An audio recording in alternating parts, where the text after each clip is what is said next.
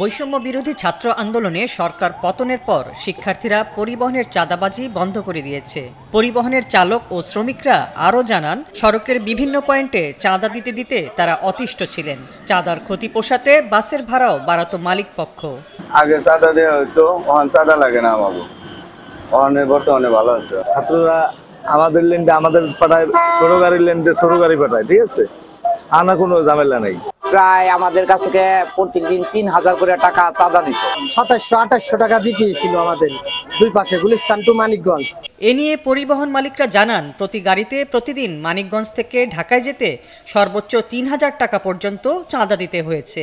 বর্তমান সরকারের কাছে তাদের দাবি, পরিবহন খাত যেন চাঁদাবাজ মুক্ত হয়। আমাদের গাড়ি মালিক শ্রমিক যারাই আছে আমরা খুব ভুক্তভোগী ছিলাম। বর্তমান আমরা আল্লাহ পাক অনেক ভালো রাখছে। আমরা চাই দেশটা যেন ঠিক এইভাবে শান্তিপূর্ণভাবে চলে। চাঁদাবাজরা যে চাঁদা নিত, ওই চাঁদার কারণে আমরা কোনো টাকাই পাইতাম না। এদিকে যাত্রীরা বলছেন, চাঁদাবাজি বন্ধ হলেও বাস ভাড়া এখনো কমানো হয়নি। তাই মানিকগঞ্জ থেকে ঢাকায় যেতে ন্যায্য ভাড়া রাখার দাবি যাত্রীদের। তারাই যেহেতু বলতেছে যে চাঁদা দিতে হচ্ছে না, সেহেতু জনগণের সাধ্যের মধ্যে ভাড়াটা আসা উচিত আমি মনে করি। নেতাও নাই, চাঁদাও নাই, আমরাই ভালো আছি, আলহামদুলিল্লাহ খুব ভালো আছি। আমার মনে হয় গাড়ি ভাড়াটা এখন একটু কম হলে আরো বেশি ভালো হয়। দীর্ঘদিন মানিকগঞ্জের পাটুরিয়া, আরিচা, উথলি সহ বিভিন্ন পয়েন্টে পরিবহন থেকে চাঁদা তোলা হতো। নামে বেনামে বিনা বাধায় চাঁদা তুলতেন পরিবহনের এই মালিক শ্রমিক সংগঠনগুলোই।